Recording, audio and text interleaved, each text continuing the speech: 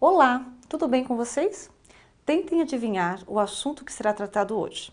Para quem respondeu produção textual, acertou, pois nesta aula falaremos sobre o conteúdo coerência, ou seja, qual é a relação deste elemento com a produção de textos?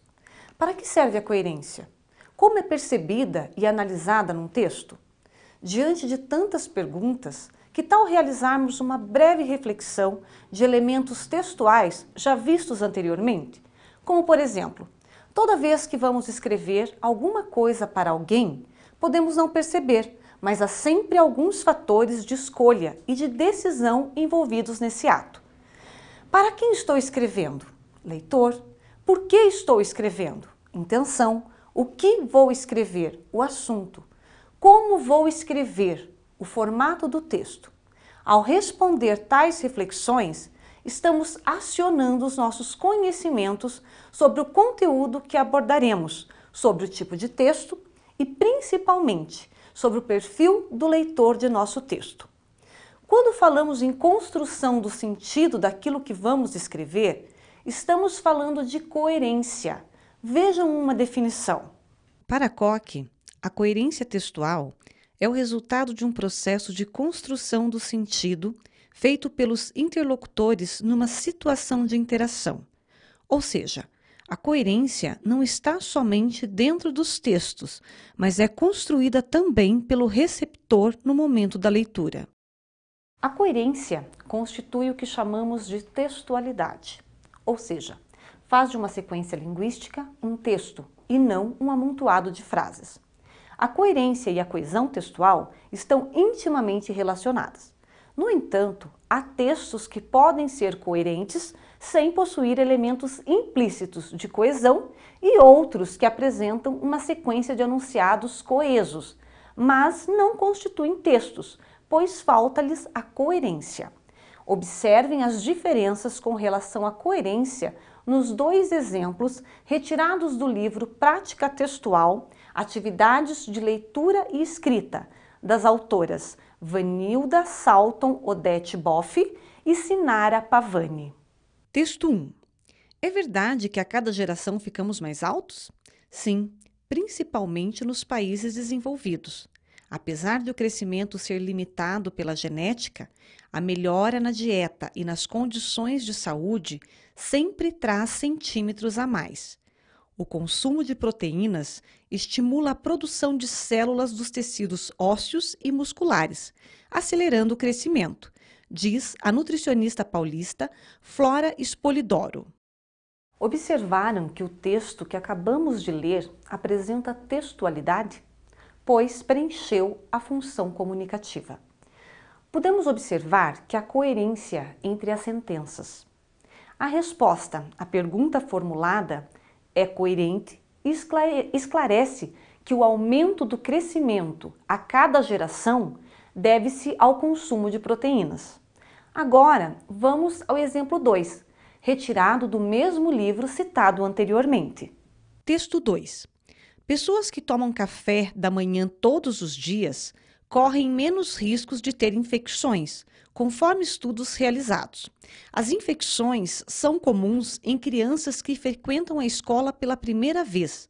Por isso, a escola tem como filosofia o desenvolvimento de um processo de ensino-aprendizagem construtivista. Na opinião de vocês, o texto 2 é um texto coerente? É um texto coeso? Apresentou textualidade, ou seja, fez da sequência linguística um texto e não um amontoado de frases? Vamos às respostas a estas perguntas. Apesar da presença de elementos de ligação, a coesão entre as sentenças, constata-se incoerência entre elas. O tópico frasal, primeira oração, pessoas que tomam café da manhã todos os dias correm menos riscos de ter infecções, conforme estudos realizados, não é desenvolvido nas orações subsequentes. Outras ideias são inseridas ao parágrafo sem o estabelecimento de relações de sentidos com as anteriores. Ou seja, para se escrever e compreender um texto, demanda consideração a múltiplos fatores. De acordo com Koch e Elias, A noção de coerência não se aplica isoladamente ao texto nem ao autor, mas se estabelece na relação entre esses três elementos. De acordo com as autoras citadas anteriormente, isso significa dizer que na atividade de escrita, entendida em perspectiva interacional, a coerência não se localiza no texto, também não se localiza apenas nas intenções do autor, nem apenas nos conhecimentos e experiências do leitor, mas na conjunção desses fatores. Fica evidente que a construção da coerência decorre de uma multiplicidade de fatores das mais diversas ordens, linguísticos, discursivos, cognitivos, culturais e interacionais. A partir desse momento, abordaremos alguns fatores de coerência. São eles: conhecimento de mundo, conhecimento partilhado, inferências, fatores de contextualização, informatividade, focalização, intertextualidade e intencionalidade. De acordo com Koch e Travaglia, adquirimos o conhecimento de mundo à medida que vivemos, tomando contato com o mundo que nos cerca e experimentando uma série de fatos. Observem que é nosso conhecimento de mundo que nos faz considerar estranho o texto. É a partir dos conhecimentos que temos que vamos construir um modelo do mundo representado em cada texto. Em relação ao conhecimento partilhado, cada um de nós vai armazenando os conhecimentos na memória a partir de suas experiências pessoais. Assim, é impossível que duas pessoas partilhem exatamente o mesmo conhecimento de mundo. Vejam como podemos definir e identificar o conhecimento partilhado num texto. Para Koch e Travaglia, os elementos textuais que remetem ao conhecimento partilhado entre os interlocutores constituem a informação velha ou dada, ao passo que tudo aquilo que for introduzido a partir dela constituirá a informação nova trazida pelo texto. Para que um texto seja coerente, é preciso haver um equilíbrio entre informação dada e informação nova.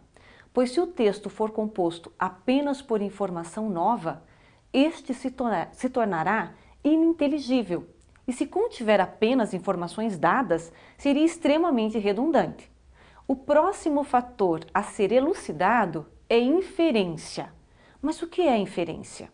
Para Koch e Travaglia, inferência é a operação pela qual, utilizando seu conhecimento de mundo, o receptor, leitor ou ouvinte de um texto, estabelece uma relação não explícita entre dois elementos deste texto, que ele busca compreender e interpretar. Exemplo, letra A. As encomendas chegaram? B. Os correios estão em greve. C. Então é melhor adiar a inauguração da loja. Observando as frases, podemos realizar algumas inferências, mesmo não estando em nenhum contexto.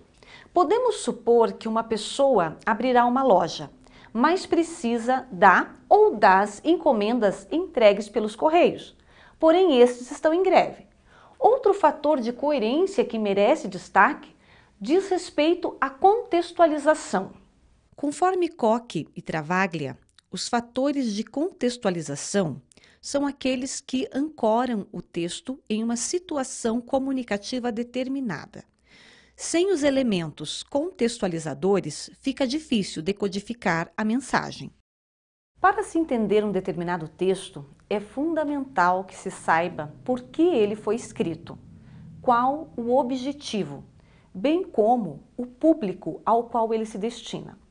Os próximos fatores a serem analisados são a informatividade e focalização, pois ambos têm relação direta com a questão do conhecimento de mundo e conhecimento partilhado. Se um texto contiver apenas informação previsível, seu grau de informatividade será baixo. Quanto à focalização, essa diz respeito à concentração dos usuários, produtor e receptor. Quem não lembra no tempo da escola, quando nos era solicitada a famosa redação, e em seguida o professor dizia: delimitem o assunto e estabeleçam um objetivo para seu texto. Este é um exemplo de focalização. Outro fator extremamente relevante para a elaboração e compreensão do texto é a intertextualidade. Vamos agora à definição de intertextualidade? Para Koch, a intertextualidade seria a relação de um texto com outros textos previamente existentes, isto é, efetivamente produzidos. A intertextualidade é um fator que interfere na coerência, pois se o leitor não tiver conhecimento prévio sobre o texto citado, imediatamente a interpretação, a compreensão serão comprometidas. E agora abordaremos o último fator de coerência a ser analisado nesta aula, que é a intencionalidade. O próprio nome sugere intenção, ou seja, ao escrever um determinado texto, é importante que nós, autores do texto, tenhamos claros os objetivos de nosso texto, ou seja, o que queremos que o leitor compartilhe conosco, continuando com os pensamentos de Koch e Travaglia. A intencionalidade refere-se ao modo como os emissores usam textos para perseguir e realizar suas intenções, produzindo, para tanto, textos adequados à obtenção dos efeitos desejados. Perceberam, no decorrer dessa aula, que a coerência textual é mais que a relação lógica e harmônica entre as ideias, mas é o resultado de uma apreensão global dos sentidos do texto. Se a coesão é uma conexão entre elementos linguísticos, grafados do texto, a coerência é uma conexão de ideias, uma interdependência de sentidos que decorre de dois fatores decisivos, de como o escritor vai compondo mentalmente o texto e de como o leitor vai processando este texto, e do conhecimento de mundo do autor e receptor do texto. Isso quer dizer que, no momento que vamos produzir um texto, precisamos, primeiramente, delimitar sobre o que escrever. Não faz sentido nós escrevermos sobre nada. Nós precisamos definir o que escrever. Num segundo momento, para quem escrever? Quem é o leitor que receberá este texto? Nada adianta se nós, ao produzirmos um texto, o nosso receptor não conseguir compreendê-lo. Então, nós precisamos pensar em delimitar, em seguida, quem é o meu receptor, e num terceiro momento, ter essa preocupação, será que esse texto transmitirá a informatividade?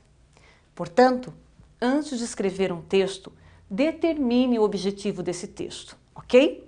Foi um prazer compartilhar essas informações com vocês. Espero que tenham tirado proveito. Até mais!